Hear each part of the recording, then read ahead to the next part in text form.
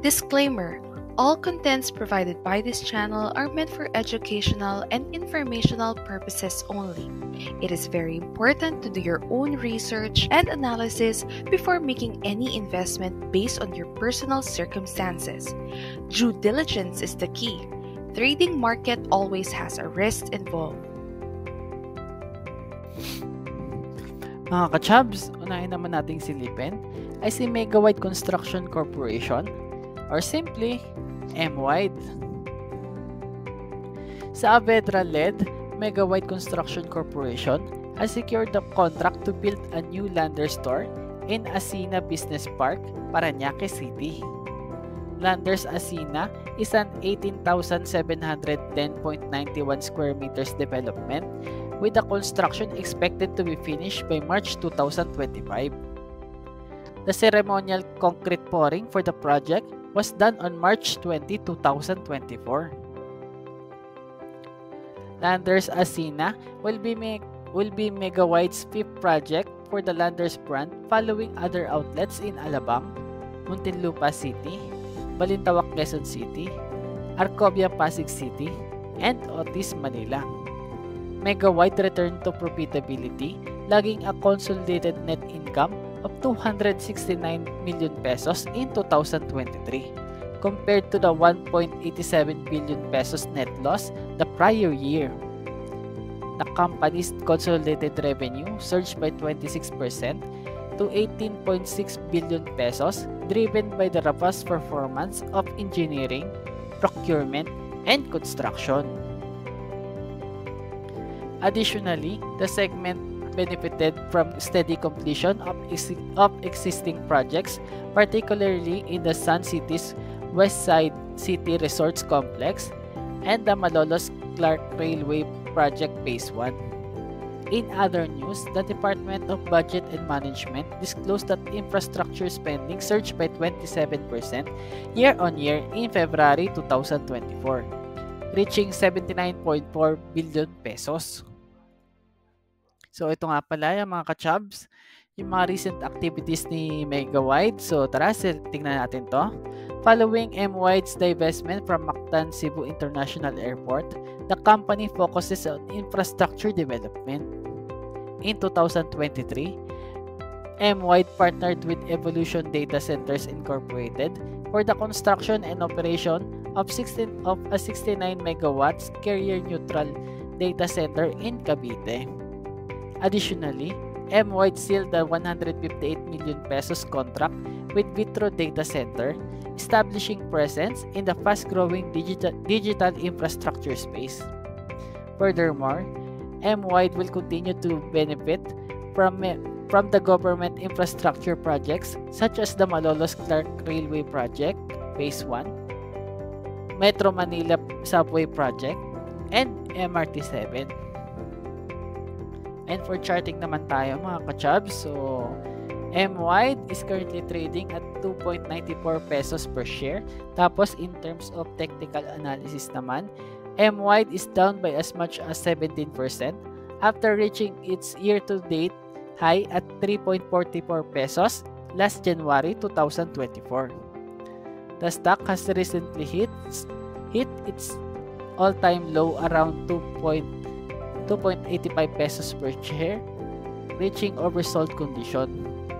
The stock bounced back and is currently poised to retest the next resistance. Tapos, traders can accumulate M-Wide once it breaks around 3 pesos on a strong volume. Tapos, mag-set na lang kayo ng stop loss around 2.75 pesos per share. Tapos, pwede kayo mag-take profits around 3.22 pesos per share or around sa 3.45 pesos per share.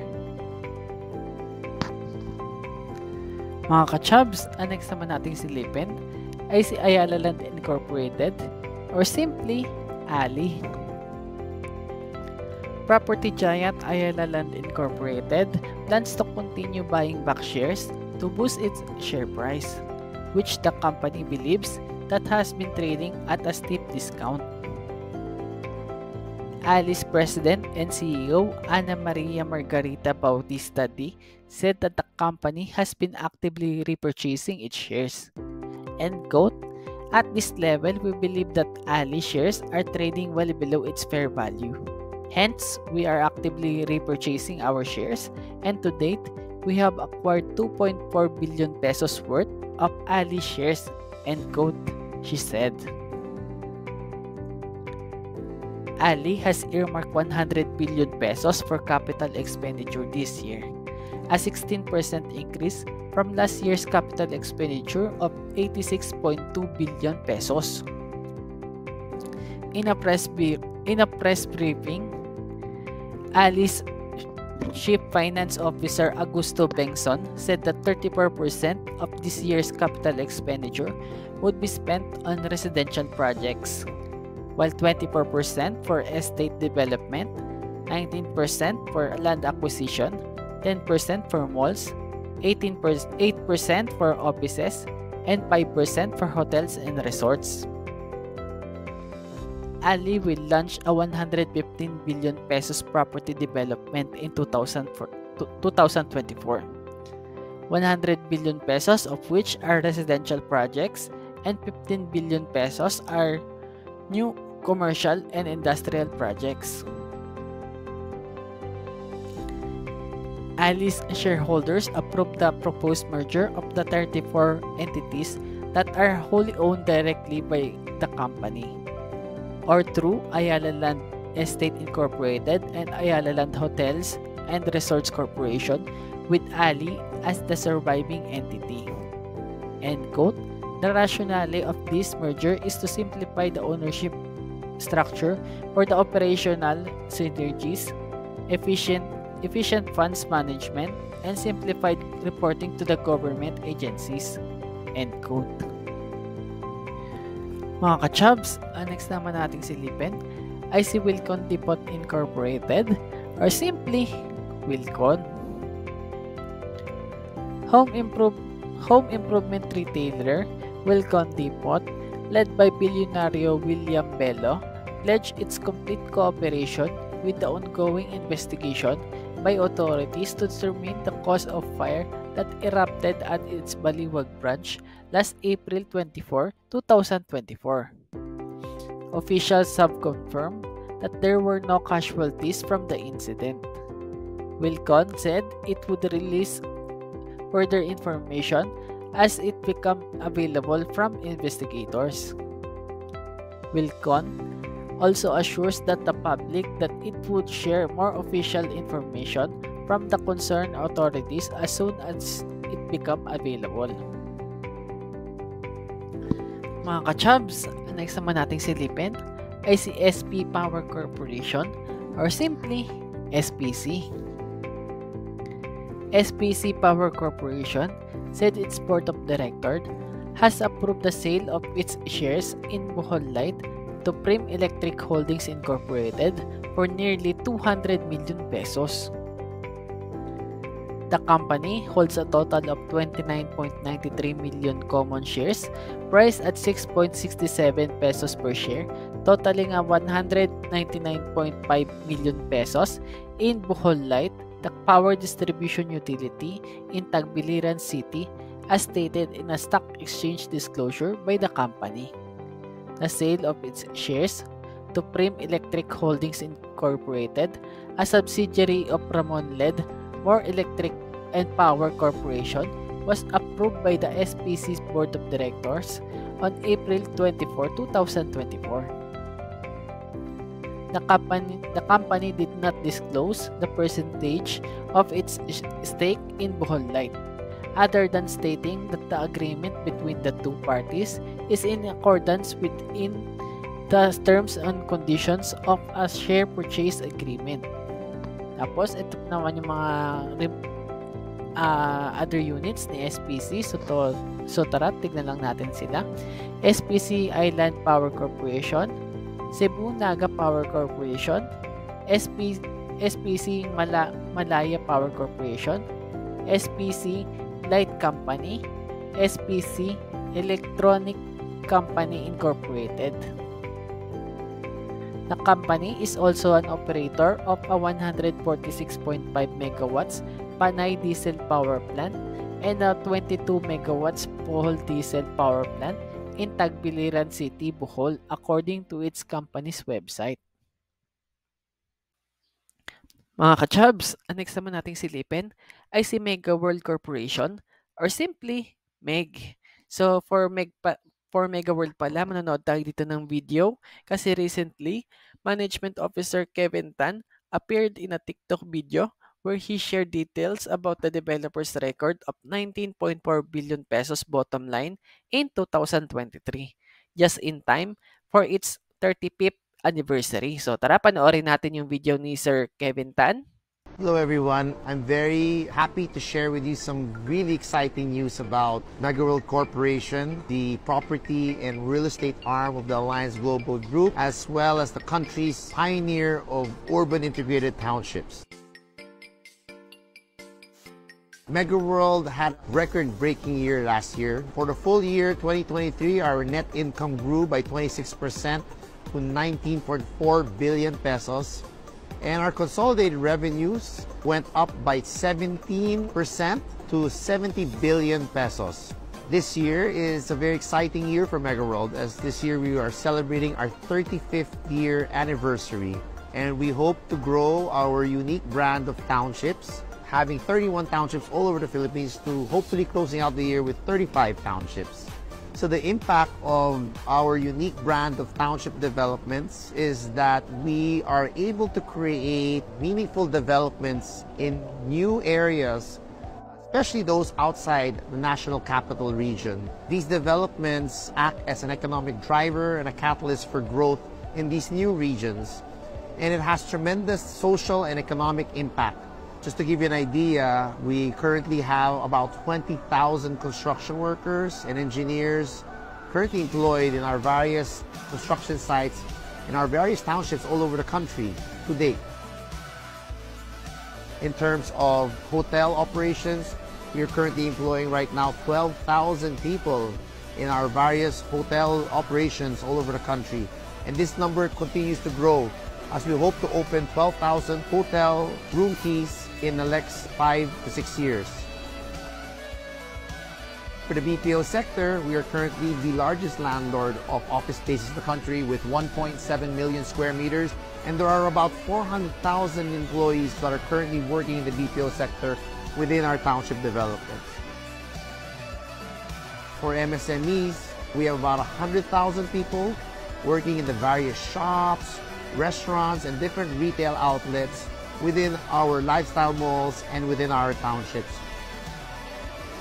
Our unique brand of township development brings a lot of impact and creates a lot of jobs, and that's why we look forward to really opening more townships all over the country. On behalf of our company, we would like to thank all of you for your unwavering support and trust. We look forward to expanding our unique brand of township developments in various parts of the Philippines. Thank you. So mga ka-chubs, ayun lang. Hello So everyone, tara, next I'm tayo. very happy to share with you. Mga ka-chubs, ang next naman natin silipin ay si Robinsons Retail Holdings Incorporated or simply RRHI. Earnings of bilyonaryo Robina Gokongwei-led Robinsons Retail Holdings Incorporated skyrocketed by 9.5 times in the first quarter, driven by a one-time gain resulting from the BPI Robinsons Bank merger. RRHI reported a net income attributable to parent of 5.1 billion pesos in the first 3 months of the year, a 846.8% increase in the same period last year. Excluding the one-time gain, core net income rose by 8.5% to 1.2 billion pesos, reflecting continued progress in the company's core operations.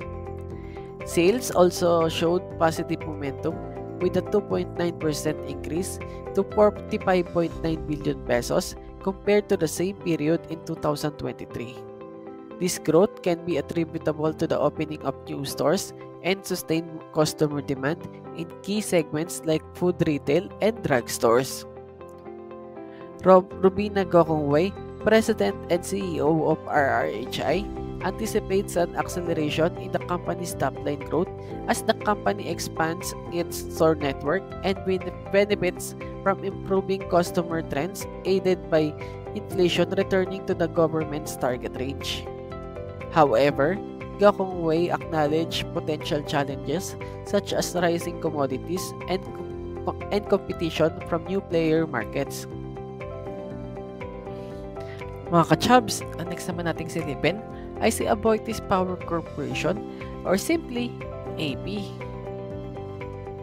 Aboitiz Power Corporation core net income for the first quarter of 2024 was 7.8 billion pesos, 3% higher than the 7.6 billion pesos recorded in 2023.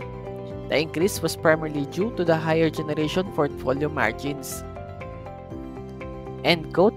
Aboitiz Power continued its strong performance in the first quarter of 2024, building on its successful 2023. This momentum reflects the effectiveness of our investment and growth strategy, which further reinforce our dedication to providing reliable, affordable, and sustainable power while driving the nation's development. End quote. Aboitiz Power President and Chief Executive Officer Emmanuel V. Rubio. Tapos, ito nga pala yung mga results of operation ni Aboitiz Power for the first quarter of 2024. So, tara, tignan natin siya.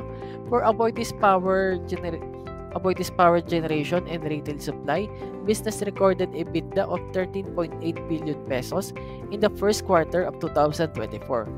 5% higher from the same period in 2023. Energy sold increased by 1% to 8,812 gigawatt hours for the first quarter of 2024. Tapos, EBITDA increase was also primarily due to the higher portfolio margins. During the first quarter naman ng 2024, Aboitiz Power Distribution Business recorded EBITDA of 2.6 billion pesos, 11% lower in the same period in 2023. Energy sales increased by 9% to 1,526 gigawatt hours for the first quarter of 2024 due to the higher demand driven by the effect of El Niño phenomena. However, EBITDA decline was also primarily due to the favorable timing in the pass-through charge that were recognized in 2023 due to the declining fuel price. If you enjoyed today's video, make sure to subscribe to Coach Chubby Trader, like the video, and share with family and friends. I will see you in the next video. Take care and bye for now.